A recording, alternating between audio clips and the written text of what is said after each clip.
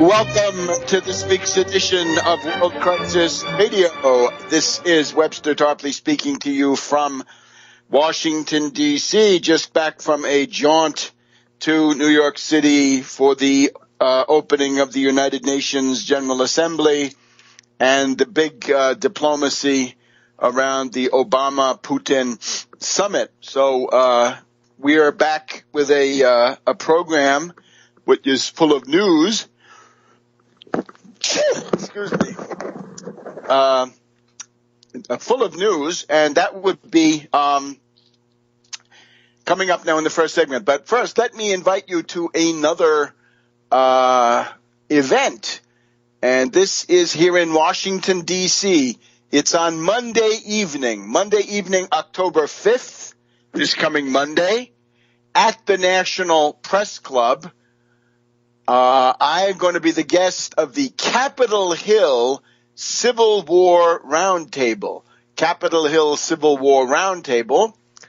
And the title that they've given this is Webster Tarpley Discusses the Russian Navy and the Civil War. So this is the question of the Russian fleets. Now, if you've already seen my lecture on the Russian fleets, come anyway, because this one is going to be complete with the best slideshow I can put together, and I think you'll be well served if you attend.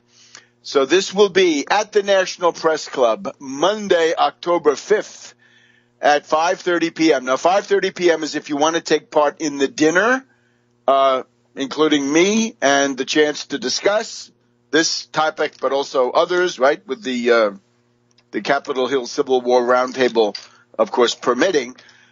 So I want to thank the Capitol Hill Civil War Roundtable. So this will be in the National Press Club, way up on the 14th floor. And the actual event, I believe, is at 7 p.m. But do come early. Do come between 6:30 and 7 at least. And then that will allow you to take part in this dinner conversation or post-dinner conversation. If you want the dinner, do come at 5:30 p.m. Monday, October 5th, National Press Club in Washington, D.C. And I'll repeat that. I'll have that up on Twitter in particular. Now, this has been an epic week. It is in some ways the end of an era. The certitudes of the past 25 years of the unipolar world are rapidly dissolving all around us. Don't waste your time lamenting the passing of this unipolar era. It has not been good. And let's start, not good for the people of the United States by any stretch of the imagination. This was the era of reactionary politics, declining standards of living, cultural barbarism verging on bestialization, a horrible time, an eclipse of reason and an eclipse of the human personality, a crisis of the human personality up and down the line. Indeed, a terrible time. So we have, and I'll try to go into some historical background about this, the self-assertion of the Russian Federation, leading a coalition, right? You can call the coalition the BRICS coalition, Brazil, Russia, India, China, and South Africa. You can think of it as the Shanghai Cooperation Organization, or you can think of it also as the Russian state system, because you have to think about countries like Belarus and Donetsk and Lugansk and these places. That's all part of a Russian state system which has been rebuilt.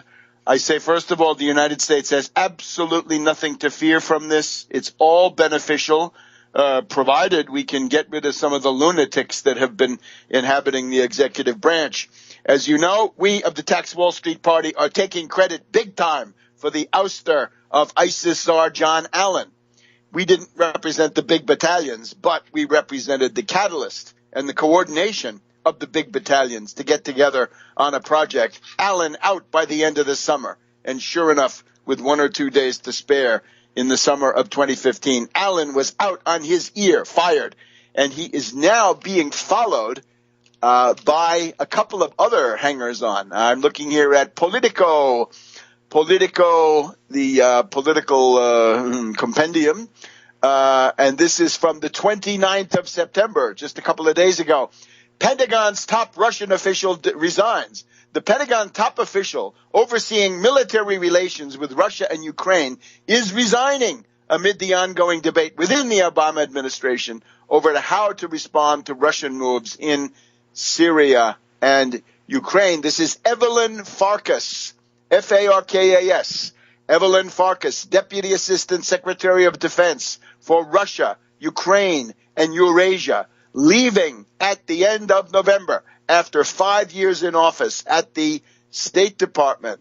And the word on here is she has advised 3 secretaries of defense, Gates, Panetta, and now Ash Carter, advised 3 secretaries of defense on Russian policy, providing steady counsel on how the U.S. should respond to Russia's aggressive actions.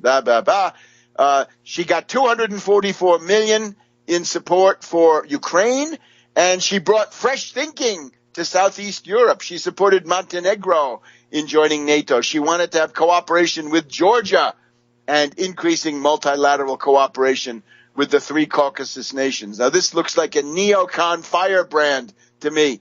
This looks like an operative, somebody who was sitting at a desk and killing people at a distance and wrecking the U.S. position in the world. So the question is, how much lethal aid for the Ukrainian fascist regime? Ash Carter, we're told, is open to providing lethal aid to Ukraine. How dare he say this if that's not the administration policy? Fire him right away if he wants to be a solo player going off the reservation. The president has constrained the U.S. response. Thank God. Constrain it more, Obama.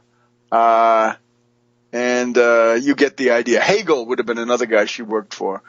So she's out. That can only be good. Now, remember, we want Victoria Nuland out. Why don't we have a mass exodus of failed officials? The debacle of Syria.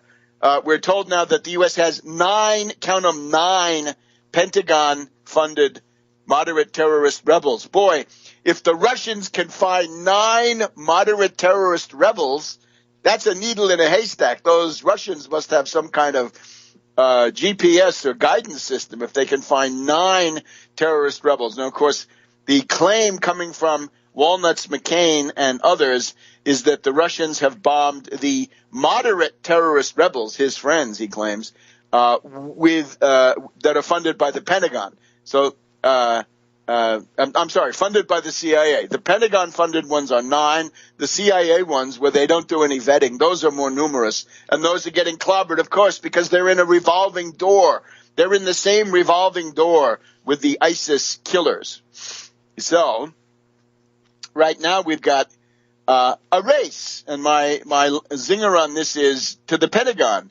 If you don't keep pace, you will lose face. Pentagon, get in there and bomb ISIS, right? You're so great. You got the greatest military. Tell us, show us. Don't let the Russians hog all the glory. Get in there and make your own contribution too. Let's have a peace race. Who can clobber ISIS? Because that's what we need. The Russian bombing looks very capable. We're now in the 3rd day of the bombing. It was Wednesday, Thursday, and Friday.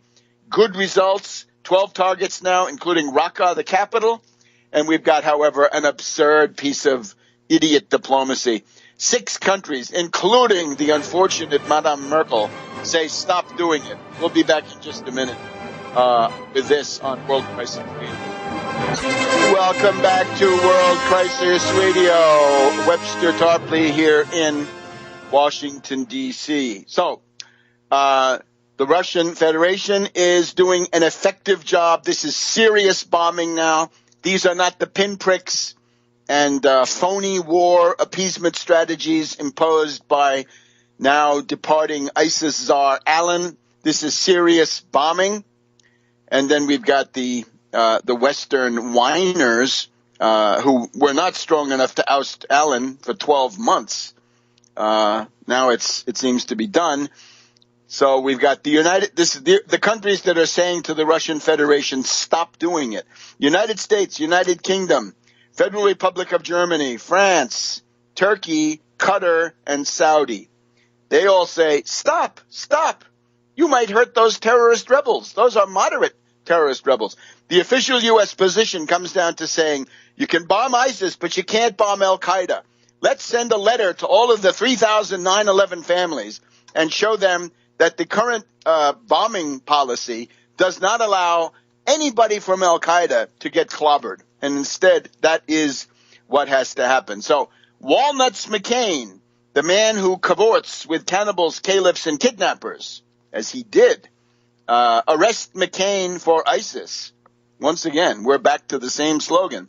By the way, McCain now has a primary opponent. He might be in trouble for next year. This is where reactionaries, evil people, can do good by opposing McCain. So he's complaining about that. The CIA unvetted rebels exist cheek by jowl with the ISIS people and the Al Qaeda people. So they're simply inseparable. So this is a bunch of malarkey, and it gets very close once again to public support for terrorism. That the U.S. is going to say our foreign policy is based on ISIS and Al Qaeda, which unfortunately has to some degree been the case. Now the Russians, what are they doing? It's very obvious. You have got to stabilize Assad first. The main bulwark protecting the world from the ISIS butchers and madmen is the Syrian Arab army. And I learned to respect them.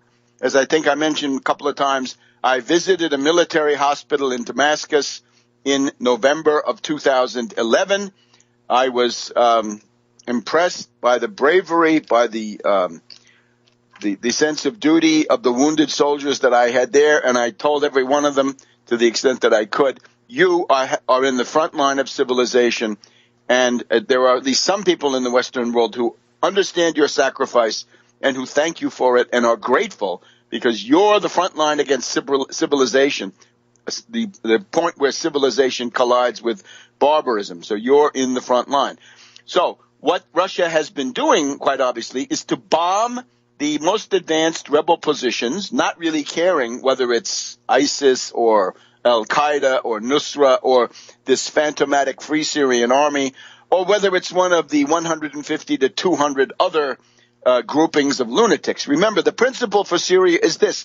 The opposition is in parliament. There are opposition deputies in there. They're in there. So they can, if you want to oppose Assad, you can do it. When I went to Homs, the governor of Homs had a communist and a wealthy woman, and they represented different opposition groups, and we talked to them. And that was the opposition then and now. A lot of opposition groups have realized the gaping abyss below them if they get caught up into ISIS, so they've come back to the parliament. Anybody out in the countryside or in a city with armed opposition is a terrorist. It's just that simple. If you've got a Kalashnikov out in the slums or the countryside, you're a terrorist, and that makes you fair game. So Russia bombing the advanced rebel positions, protecting Assad. If there's any question of the collapse of Assad, the whole thing is over. You've got to have a ground force. Remember, the bombing works best when you've got ISIS bunched up against the Syrian Arab army or the Kurds or Hezbollah or Iran. And we're hearing now that there will be a joint effort. It's even possible that China could join in it. This would make the world consensus overwhelming.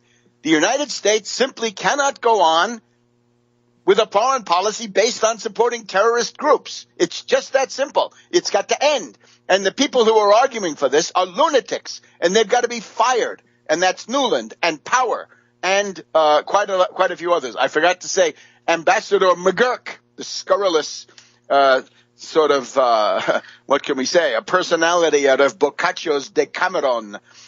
This McGurk has been calling himself ambassador when he really doesn't have a permanent title.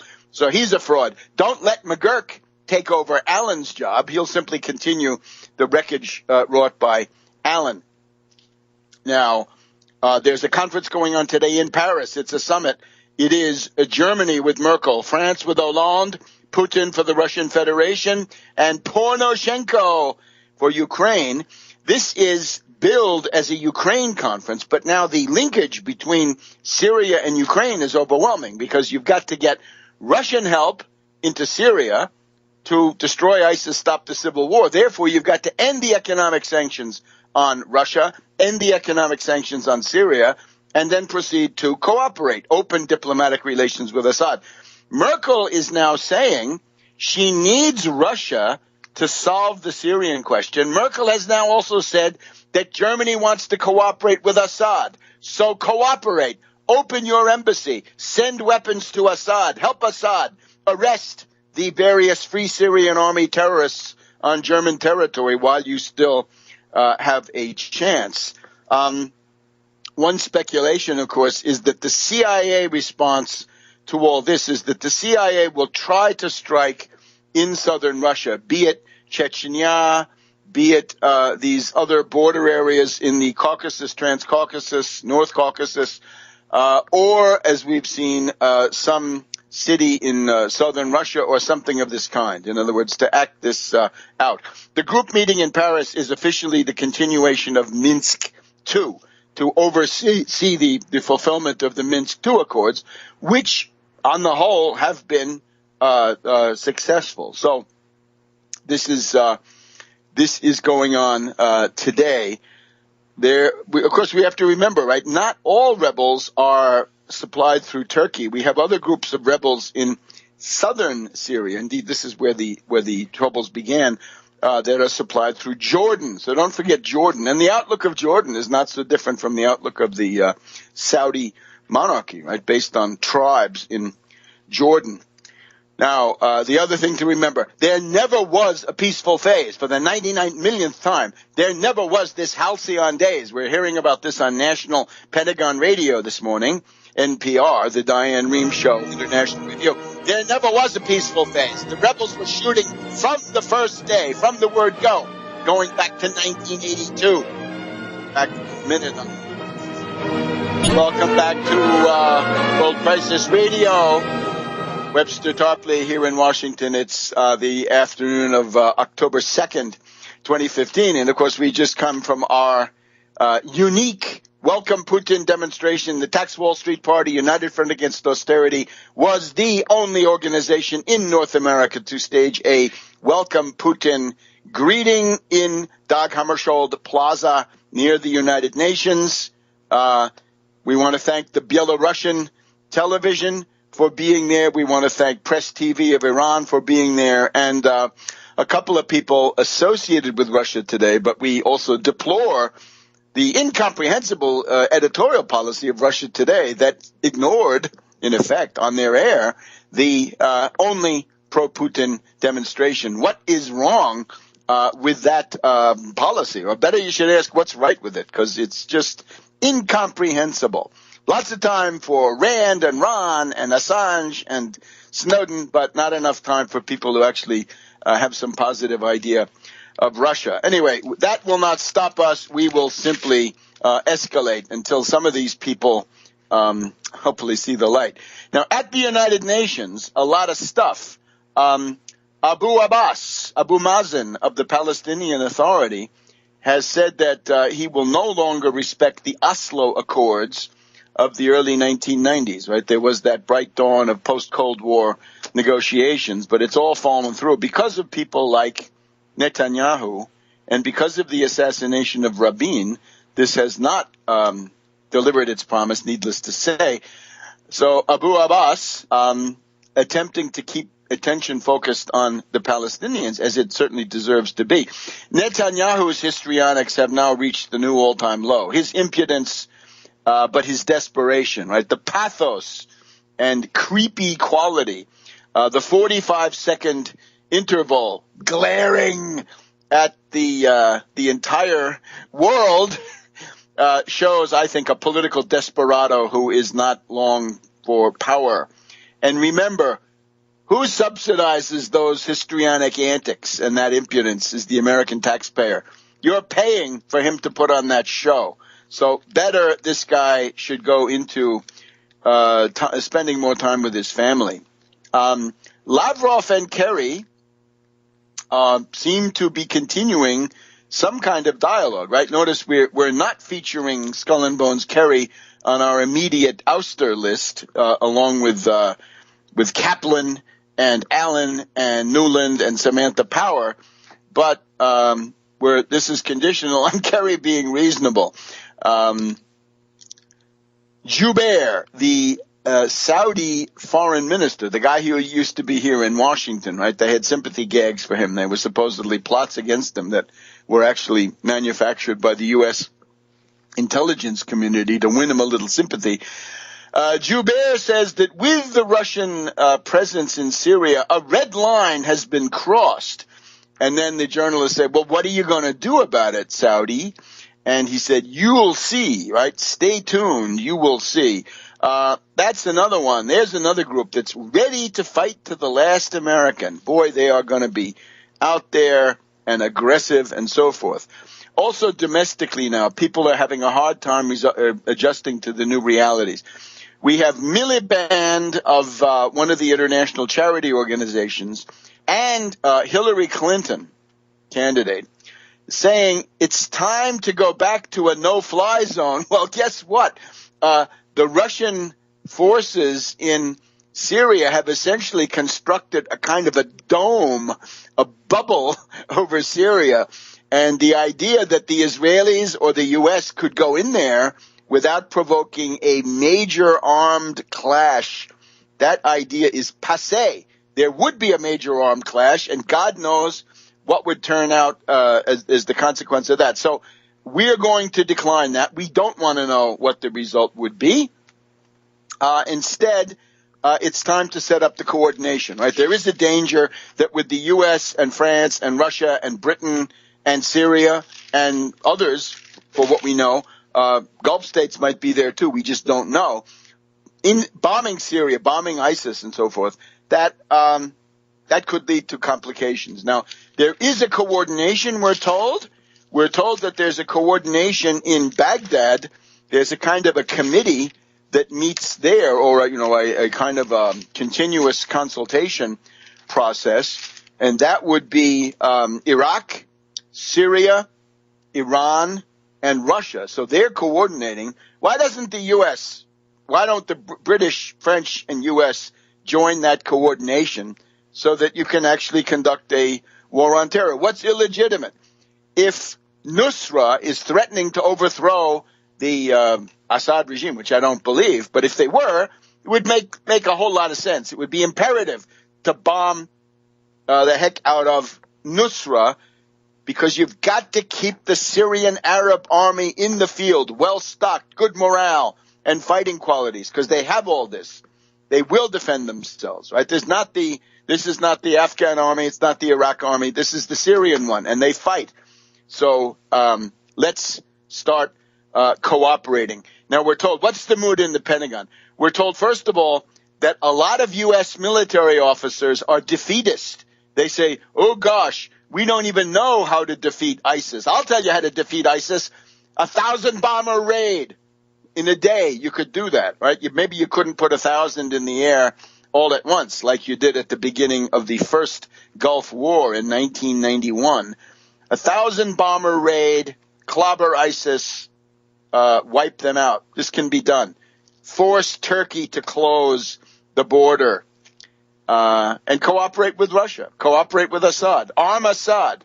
Dump the Free Syrian Army, right? Those guys are lounge lizards in the four-star hotels of the Middle East. So we're told that there's defeatism. I think that defeatism is opposed, that this is simply their way of saying, we're appeasers. We believe in the phony war. You got to get rid of officers that are sympathetic to Petraeus and Allen and this Breedlove. This guy. Breedlove is another person on the list of those who should be spending more time with their families. Now, we're also told that in the Pentagon and to some degree in the White House, there are people who are hoping that Putin will find a quagmire. Well, you can see he put his base in the middle of the Alawites, so no terrorists are going to have an easy time getting to the Russian base. And other than that, he's going to use air power, and the ground forces will once again be Syrian, Hezbollah, Iranian, Iraqi. Iraq has invited Russia to bomb ISIS in Iraq because the Allen policy of phony war and appeasement has been so wretched, so impotent and pathetic that the Iraqis can see that the U.S. is not helping them in the way the U.S. obviously could. The great military establishment that rolled over Saddam Hussein in 6 weeks and all the rest of this stuff is now checkmated by a rabble of ragtag psychotic killers. And again, they're not even the JV. They're the intramural teams. They're a big nothing. National Pentagon Radio is also very unhappy with General Sisi. And they are really distorting the facts about this. Inside the U.S., we've got a slow process of adjusting opinions to the new realities. Realistic thinking is creeping into The Nation. They have an article about how to end the Syrian civil war, which is an extremely tentative and cautious opening to Assad. Well, we have to tell the Europeans, right, Merkel and company, scream louder, make that objection known, and please, at least Merkel, don't sign a document saying that Russia should stop bombing the ISIS people. What is that? Or any terrorist rebel you find. It's just crazy. But anyway, things are moving, and you can already see the outlines of a new world, a bipolar world, and it's going to be better. Trust me, it's going to be better. Back in a minute on World Crisis Radio. Welcome back to World Crisis Radio. And now we're keeping up, as always, with the Greek situation, so full of lessons for what to do and what not to do. So we're very happy to be joined by our fine correspondent in Athens, and that is Michael Chiotinis. So we got to get an update about what is happening now as the new government and the new ministries actually begin functioning. So, Michael, you are on the ground. Tell us what's important. Yes, hello. There's an article today in today's edition of Avgi, the newspaper that is friendly to the Syriza party. I found it's very interesting because I read it an hour ago with the title, "The Vital Lie," quote-unquote, vital lie. It has the form not exactly of a cultural review, rather some philosophical and ideological thoughts about a well-known play from the 1880s called The Wild Duck by Ibsen, Henrik Ibsen, the Norwegian playwright. The main theme of the article is to challenge the mainstream reading of the play, which is that sometimes reality is unbearable and you need to have a vital lie to go on living. It concludes arguing that the reverse is the case, that for a radical like Ibsen, the vital lie is only useful for people and societies that don't expect anything good to come in the future. So they passively and uncomplainingly accept their fate. This article, I'm telling you this because it's quite enigmatic for me, precisely because it's written effectively in the official newspaper of Syriza. Now, is the author trying to suggest that Syriza is offering vital lies, namely that this latest deal has any chance of working, or that Syriza really can bring something good following the mandates of the Troika? Or even the biggest lie of all, that Greece's EU partners will fulfill the promised debt restructuring, which is already debt restructuring, not a haircut. Or is this a critique of the society's passiveness and the defense of the strategic path that Tsipras has chosen? I don't know. All I know is that the signing of the New Deal, a week after 62% of Greeks had rejected a new memorandum through a referendum, is the reason of this passiveness. Now, we had there are still people in Syriza, MPs, who actually followed Tsipras and didn't go to the Popular Unity Party, who believed the theory that Tsipras was blackmailed and had to give in to the blackmail because he had no other plans ready for implementation. These people voted for the bailout deal, but we may yet see some of them not willing to vote for particular legislation. So we have some of the MPs that may yet deny voting for certain austerity legislation. And we have the people that voted for Syriza don't really expect the deal to be implemented, or they expect Tsipras to move the burden on the rich. Well, that's not going to happen, in my view, because the Troika is not interested in money. They're interested in imposing a specific social model. But anyway, we have two interesting things coming up. The Portuguese election, actually, the day after tomorrow. Good. And the polling shows that not a particular change of status quo is possible. And the Spanish election. But we learned from Greece, don't believe the polls. And there's always the red shift. So we don't believe it, right? Yeah, okay. But they show a fairly great lead anyway.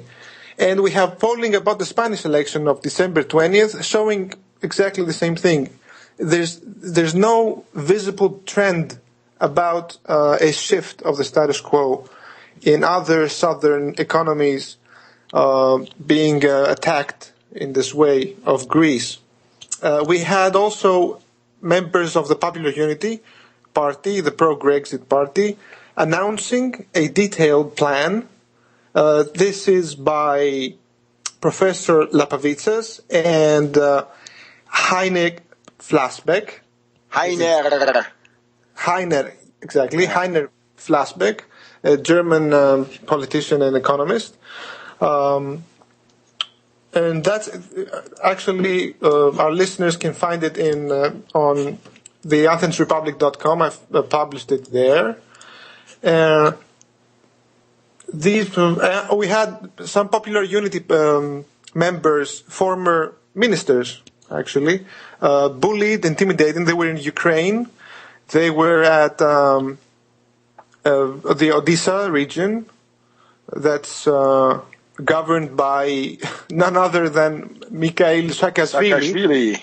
And they were intimidated, chased, and bullied by paramilitary groups, right-wing fascists. And we had a very interesting situation there. Fortunately, they're back and they are safe. This is it.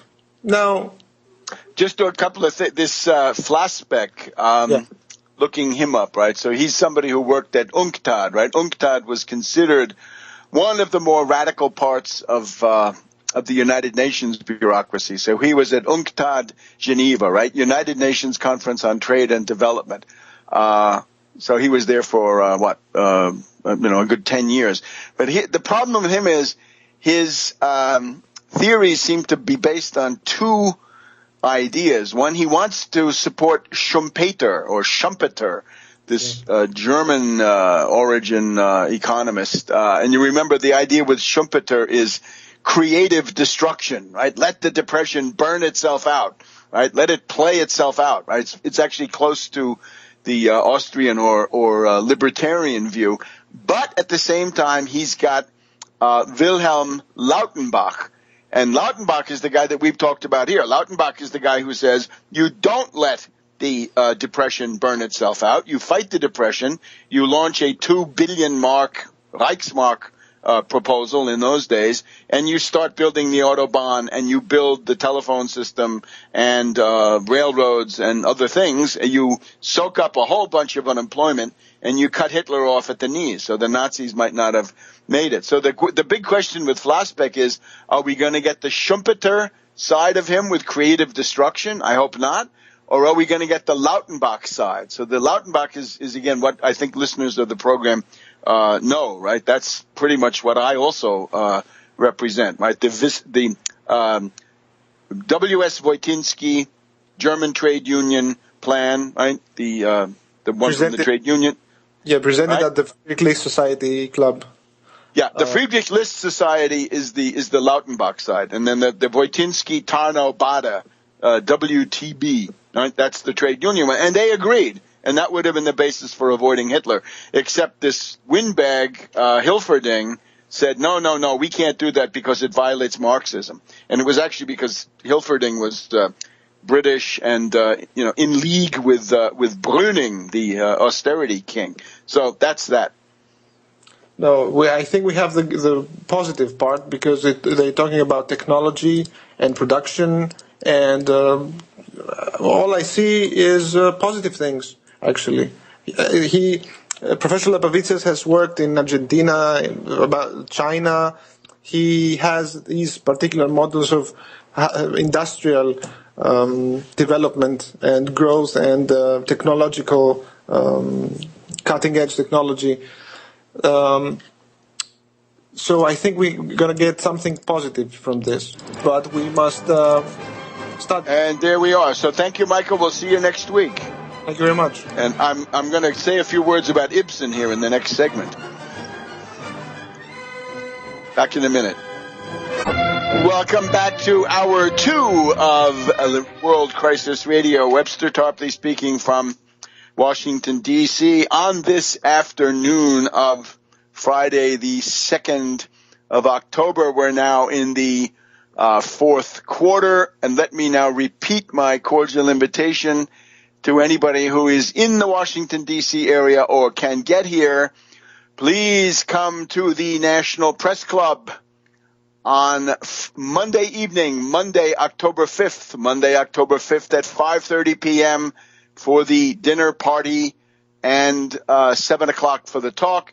This is going to be an illustrated version with slides, and I hope there'll be good slides. I'm working on it, concerning the contribution of the Russian fleets to the victory of Lincoln and the Union in the Civil War, preventing the snakes of Henry Gladstone and the rest of them, Lord Palmerston, Lord John Russell, and Louis Napoleon Bonaparte, from intervening on the side of the slaveholding Confederacy. So that's going to be the Capitol Hill Civil War Roundtable sponsor in the National Press Club, top of the building, right? Top 14th floor, the club part. And that's the Monday, October 5th, 5:30 p.m. for the dinner, 7 p.m. for the actual talk. Please come early. Now, concerning Ibsen, right, the wild duck, this is the story, right? Is it a good idea to give somebody a myth about himself so that he can keep going? So it's a conversation between two guys, Gregers and Relling. And there's a third guy that they're discussing, a guy called Hjalmar Moldvik. And Relling has said to Moldvik, you're really a demon.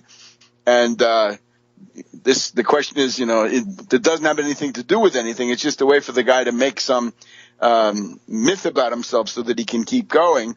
And Relling, of course, is a total cynic. And Relling says, you should always bear in mind that ideals are not really anything that counts. We ought to use the national word or slogan, Norway, lies, he says.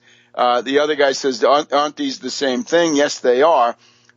Gregers then says, look, I'm going to liberate this poor Moldvik from your clutches. And Relling, this is the key quote, Relling then says, that would be the worst thing that could happen to our friend Moldvik, because if you take away from the average man his vital lie, at the same time you're going to take away his happiness and his sense of life. So it's the idea, you've heard this as a cliche, right? That if you take away people's illusions, you leave them with absolutely nothing. So we naturally stand in reality, and the advice for Greece is stop with the chauvinism, organized internationally, right? You can't expect it to, you don't have a magic wand, but do something, ally with that Portuguese party, ally with the Spanish party, especially if they get rid of now the failed leadership of Pablo Iglesias, who has done very poorly in Catalonia, and also start an international consultation, right? There will be this Plan B, the International Plan B conference. There was an event earlier this month, I guess, in Paris with Mélenchon for the French Le Parti de Gauche, La Fontaine for Die Linke, the left of Germany, Fascina of one of the Italian parties, and Varoufakis. Okay, fine. So the Tax Wall Street Party is highly interested. By the way, if people find out more about that, please send me the information. Go to the Speakers Bureau part of tarpley.net, and there's a text box. Put it in there, and I will certainly thank you for it, because we're highly interested in intervening. Now, let's see if we conclude the international section. I guess we have. So now look, some stuff on the domestic front. We're being asked about the Trump tax plan. Well, trumped up is the only way to describe the Trump tax plan. It's trickle-down economics. How many times are you going to fall for this from a reactionary Republican demagogue, in this case a fascist Republican demagogue? Let's have tax cuts for the rich. And remember, as soon as they start talking about percentages, forget it. The way to do tax reform is to increase the standard deduction and the personal exemptions. Increase those, and you'll have tax reform from the bottom up, helping working families, not percentages where for example, according to Trump, the top rate goes from 40% almost to 25%. The corporate income tax goes from 35 to 15, lowering the tax on speculation. The estate tax, right? The oligarch tax, as I call it, right? The ill-gotten loot tax is eliminated. So this is a gift to parasitic millionaires, zombie bankers, hedge fund hyenas, and other parasites. We want the 1% Wall Street sales tax. He doesn't seem to have that in there. And of course, the argument is, if you say that the deficit will grow, and of course the experts do, the accountants, not even experts, but they would say that the deficit would grow enormously, which again, if you were getting something for it, if you were making capital investments, that would be something you could at least argue. We want to do it through a combination of the 1% Wall Street sales tax and seizing the Federal Reserve, forcing them to cough up $6 trillion initial tranche of cheap 0% long-term U.S. credit for infrastructure and education to rebuild the entire physical plant. Boy, if you've been in the New York City subways lately, that $5 trillion for infrastructure is long overdue. So the deficit would balloon, and again, for no benefit, right? It would simply do what it did under Reagan, right? And the way Reagan responded was by increasing, by gouging it out of Social Security with the help of Greenspan. So not good. This is typical Republican economics. It's trickled down. We noticed that he's gotten the endorsement of Grover Norquist. Now, this is one of the biggest political harlots in the Capitol, right? This is the guy with the Wednesday meeting to plot overall reactionary strategy. Maybe that Wednesday meeting of Grover Norquist is not everything it used to be, but it's still the kiss of death as far as anybody with a brain. And notice they say, your predictions of the deficit growing, that's based on static scoring. We got to have dynamic scoring, and that's all based on the idea if you lower the tax rate, then the economic activity increases so that the net receipts, tax revenue, goes up. Sorry, it hasn't worked. It didn't work under Reagan, and it won't work. Now, we hear a lot now about the several $trillion that U.S. corporations have stashed overseas. And as usual with Trump and other reactionaries, or fascists in this case, we're told that the United States government has to make a sacrifice. It has to offer them a special deal to coax them, to persuade them to bring back that overseas loot and submit it to the U.S. Treasury and the U.S. tax system. Well, that's not the way we see it at the Tax Wall Street Party. We say, focus their minds and encourage them with a tax that's applied here and now, saying if you stash money overseas, you might as well kiss 50% of it, or something along those lines. Goodbye. And then you'll see them eagerly lining up to pay 35% normal corporate income. Hit them, threaten them with a penalty. We'll be back in a minute. Welcome back to World Crisis Radio. Webster Tarpley here in Washington, D.C. So the Trump tax plan, it's demagogic, right? He's got the capital gains rate for Trump is going to be 15% for people in the second highest tax bracket. So he's got everything calibrated so that he's a couple of percentage points more reactionary, more fascistoid than Jebby. So you can see what it is. It's a purely demagogic performance. Who knows what factors convinced Grover Norquist, right? Grover Norquist obviously always looking for contributions to keep his scurrilous operation afoot. So the other interesting one in terms of policy, remember Elizabeth Warren back in the spring of 2013, May, just as the academic year was ending, unfortunately.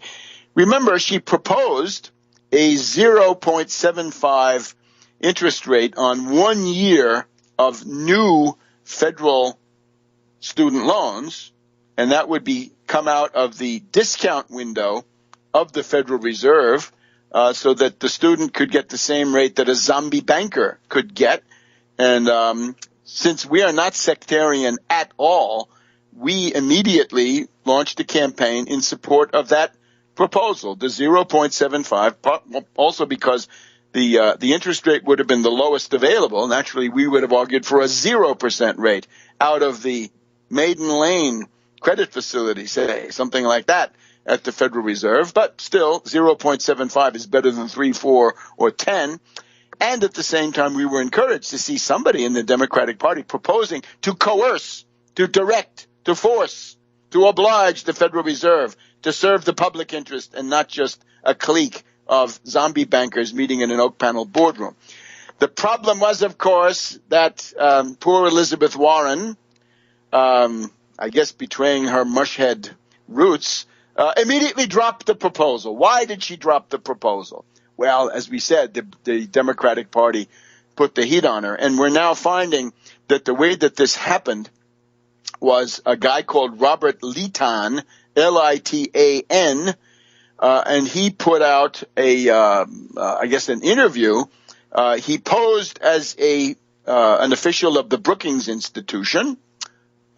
He overdid his title and his authorization, I guess. Strobe Talbot, remember him, Clinton's old friend, Strobe Light, is the current head of the Brookings Institution, who is trying to defend Litan, because Elizabeth Warren said that Robert Litan was editorially compromised in his attack on her tax. And you'll remember how nasty the Brookings Institution was, saying, this is a proposal that deserves to be forgotten and spat upon and thrown in the garbage and flushed down the toilet. They were beside themselves, because it really was an interesting breakthrough.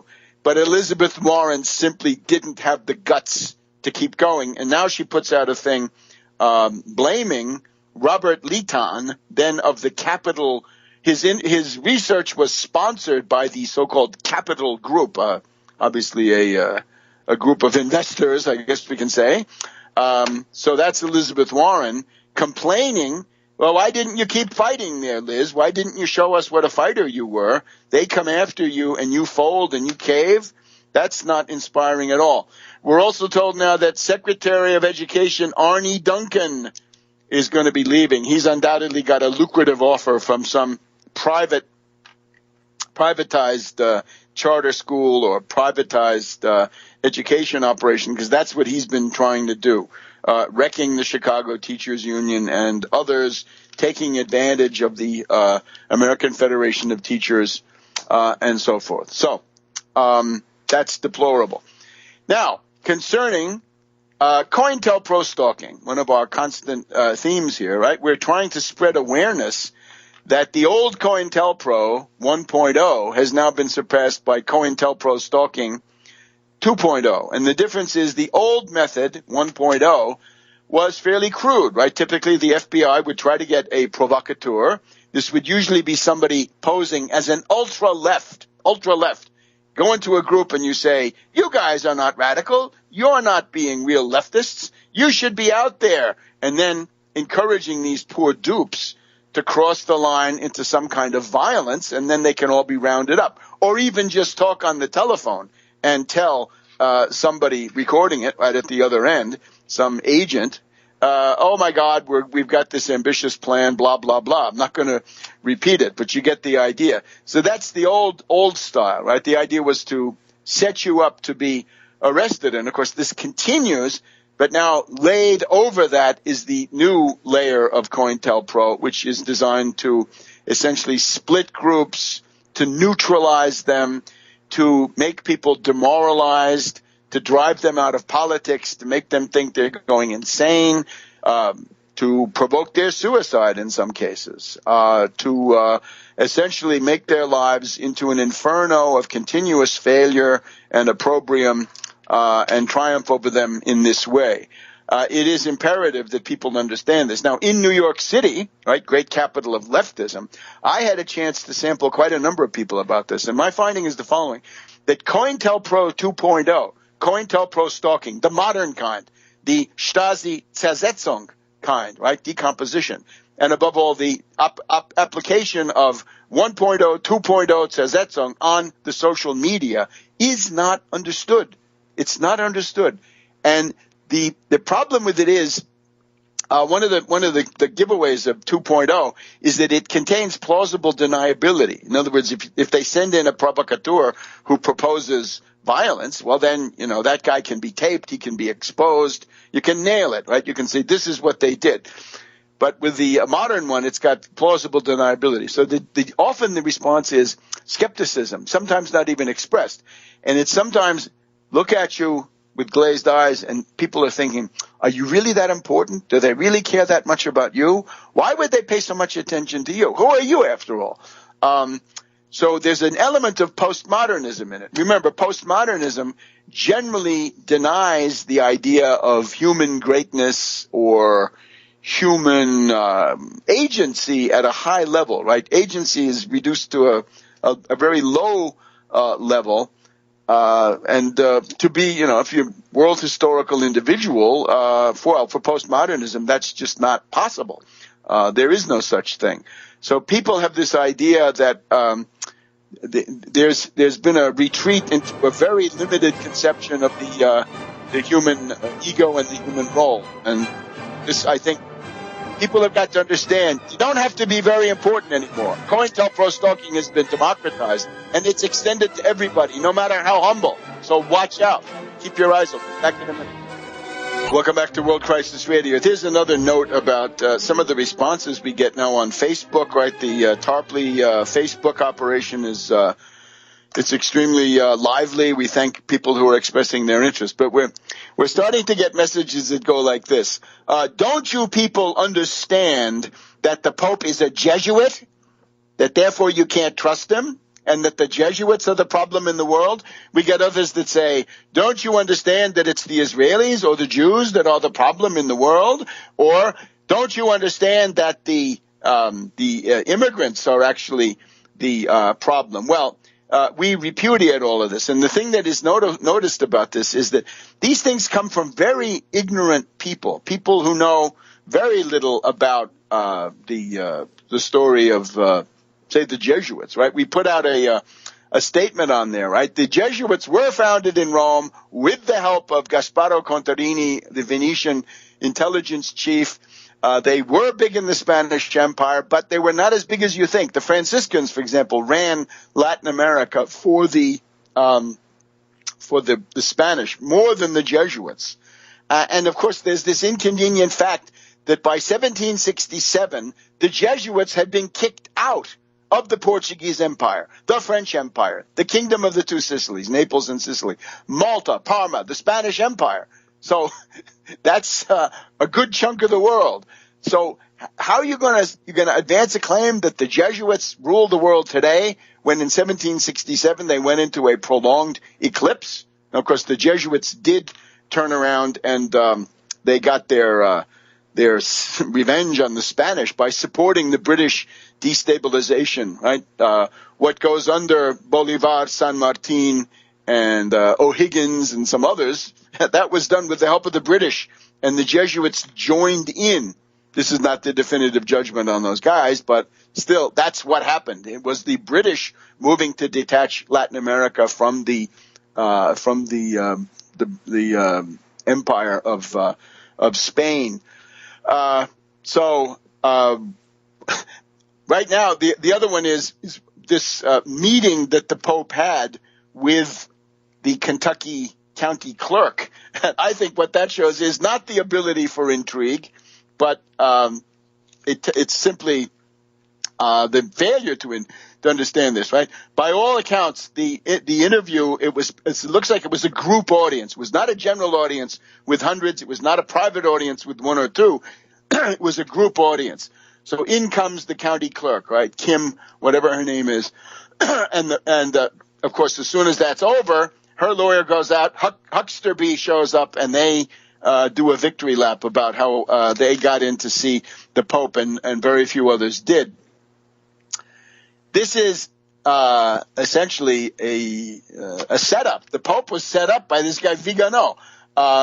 There are people in the Vatican that want this Pope to fail, and the Pope, I think, rather naively, simply said, fine, bring them in and we'll say hello. I'm thinking of Father Lombardi a couple of years ago with Ratzinger. Ratzinger obviously wanted to do an approach to the Islamic world, but he had this unfortunate pedantry where you'll remember Ratzinger said in one of his speeches, 2006, 2007, that he had some Byzantine quote that talked about how violent the Muslim world was. Well, that was enough to set off a worldwide scandal. Father Lombardi was the guy who let him say that nonsense, and that is it's crazy.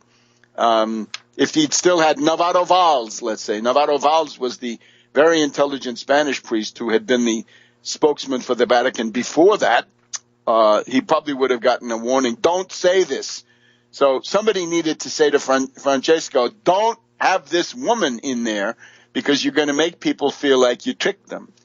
So he has been set up, and it doesn't prove he's an expert intrigue or anything else. Now, we got people sending us ridiculous, discredited, idiotic, hateful things. They're telling us, oh, we have to read the recommendations of these forged documents, right? The Elders of Zion and other nonsense. So, no, sorry. And then others telling us, oh, it's because of the immigrants, right? The immigrants are polluting our ethnic states. We don't have an ethnic state. I don't want to live in an ethnic state. I want to live in a country based on a constitution which contains ideas of natural law going back to Leibniz, Machiavelli, and John Adams. If you think that Israel runs the United States, how do you explain the fact that the Iran nuclear accord has gone through, despite the 44 seconds of Netanyahu? If you believe that Israel runs the United States, what about President Lieberman? How come the Supreme Court didn't put Gore-Lieberman in there and then ease out Gore and then President Lieberman? How do you explain all that? It's just idiotic. And this comes, again, from the most scurrilous, discredited, Confederate, white supremacist and other sources. So, and also the impudence and the arrogance of these people talking to somebody like me who's been studying it for 50 years, and they say, Tarpley, you haven't understood. You somehow missed the point here that these groups are responsible. Sorry, don't give me that. That's a bunch of nonsense. And, of course, we're told that that groups have to be scapegoated. I categorically reject the idea that any group can be scapegoated for the depression, except bankers, except zombie bankers and hedge fund hyenas. And those come in all flavors. And their center is the City of London. So you tell me, City of London and Wall Street. So I'm saying this, stop sending us this stuff. We don't want to read it. We don't have time for it. If you want that, there are plenty of places you can go to get it. Go there. You're not going to hear it here. Now, let's look back at the long view. The interesting thing about the past week is we're seeing the end of this period of unipolar U.S. domination. It's something that Putin had complained about in the Munich speech of 2007. His speech at the United Nations now was more muted, but it didn't have to be loud because the deeds, right, the presence of the MiG-31s and the base near Latakia, all of that was working for him. Let's just go through this idea of world domination, the idea of a world hegemon, and what has that looked like, right? This concept only came into existence around 1492 or 1494 with the opening of the Atlantic, Columbus, Magellan, Del Cano. It's fashionable today to have a bad view of these people, but they have undoubtedly heroic aspects. They are long-range navigators. They're a part of Renaissance culture. Obviously, you can't blame Columbus for the crimes of the Spanish Empire with slavery and so forth. But the postmodernists have completely lost sight of the heroic aspect of these things. You'll remember that in 1494, just as the French were invading Italy and threatening the Vatican, Pope Alexander VI Borgia did the papal line of demarcation. That was later codified in the Treaty of Tordesillas between Spain and Portugal, so they divided the world between them, just as Charles VIII of France was invading Italy.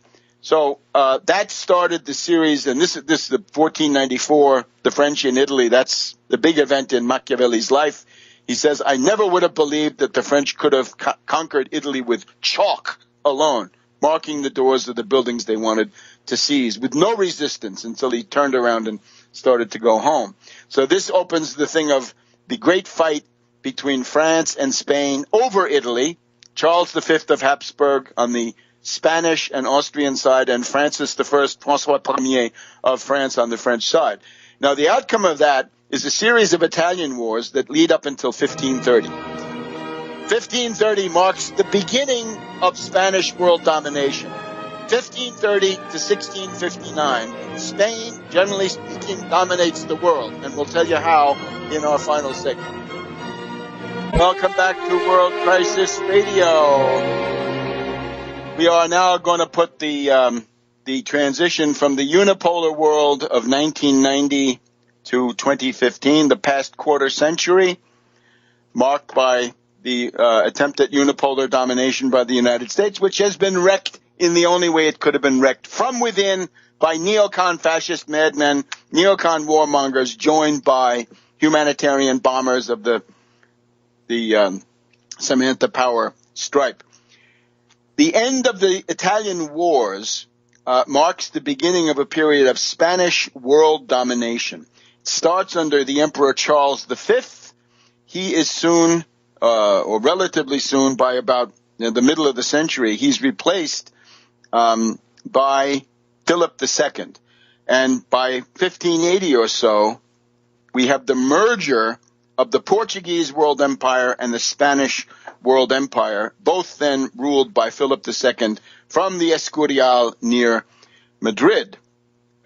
This world domination goes on, as I say, from 1530 to 1659. It is the Spanish who dominate the world ocean. Of course, they have competition from the Dutch and the English. And they, of course, they undergo serious problems, right? We have the fact that the English send troops into the Netherlands to fight the Spanish. These are those wars where Sir Philip Sidney was killed, right? Famous Englishman, poet. And we've also got the Invincible Armada of 1588, which turns out not to be invincible. So the Spanish have to absorb very significant defeats, and their empire is soon in decline, but it hangs on for a very long time. The advisor to Charles V, who got this all going, is Gattinara, an Italian advisor, and his slogan was Dominium Mundi, world domination. First unite the Christian world and then dominate and rule the entire world. So world domination, the program of Charles V and then Philip II. So Gattinara is the idea man, along with a couple of others. But the idea is that once you try to have universal monarchy or world domination, you're going to call into existence a coalition of other states to try to cut the hegemon down to size. And as it turned out, this role fell to Cardinal Richelieu of France. So Richelieu is the first guy to say, let's not have Spanish world domination. Richelieu sets up an alliance with France and the Netherlands, and Sweden was a great power under Gustavus Adolphus. They were able to penetrate practically down to the Alps. So this is now in the 30 Years' War, 1618 to 1648. This war actually went on until the Peace of the Pyrenees between France and Spain, 1659. So the Spanish and the French keep fighting. For 11 years after the Treaty of Westphalia ends the big 30 Years' War, there's still a kind of a significant part of the 30 Years' War that goes on for another 10 years. And the idea here is to avoid the universal monarchy of Spain. The Spanish create a group of people, or bring forth a group of people who I think you can call neocons. And I write about this in my book, Paolo Sarpi, His Networks, Venice, and the Coming of the 30 Years' War. I see that significant parts of that are online. Nothing I guess I can do about that. But it's people like Olivares, Bedmar, Osuna, Gondomar, Zuniga, Villafranca, Oñate.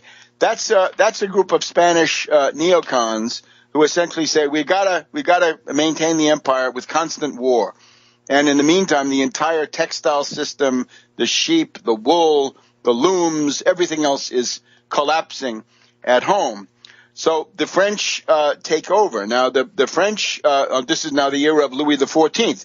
So Louis XIV, the Sun King, is the dominant guy in Europe and worldwide, I think we can say, from 1659 to 1714. So it's from the end of that extended 30 Years' War to the end of the War of the Spanish Succession.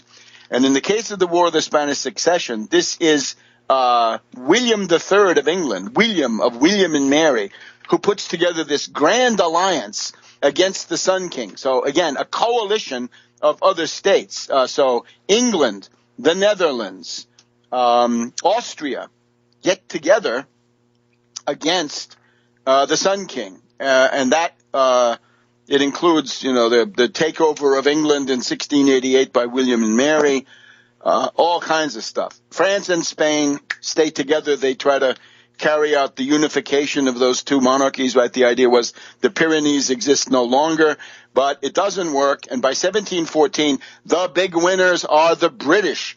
So we then have a very long period, all the way up to 1943.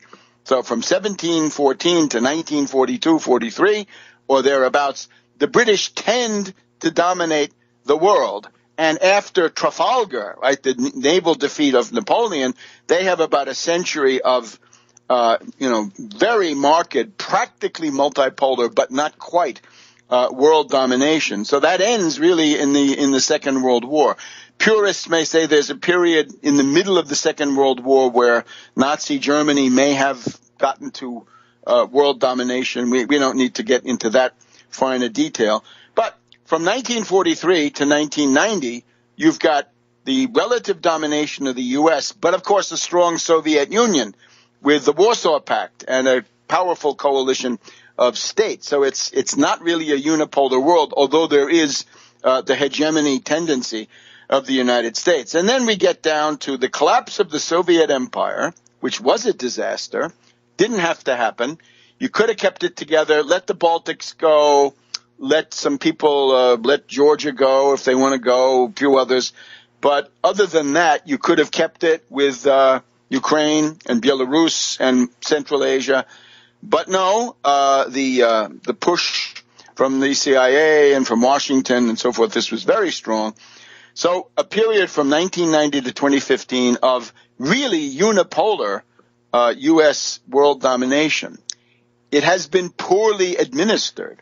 If you wanted to keep that, you should have made that into a golden age. And needless to say, this was not what the neocons had in mind. Look at how they wasted all these advantages, deindustrializing the U.S., attacking Iraq in 1991, then again in 2003, this entire 9/11 exercise used then as a pretext for the Afghan war, constant meddling, the bombing of Libya, the meddling in Syria, the color revolutions.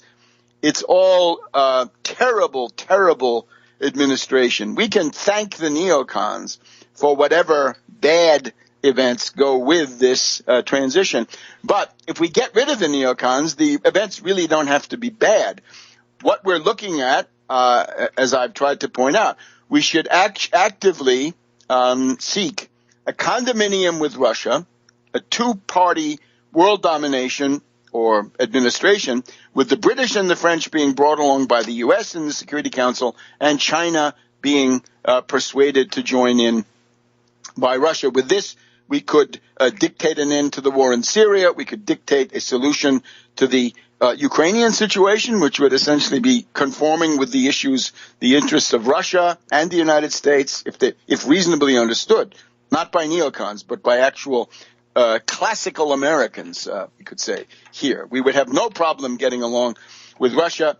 Same thing for the Middle East, right? The two-state solution imposed from the outside, because the world is now tired of the menace of Third World War coming out of this, left to politicians who simply...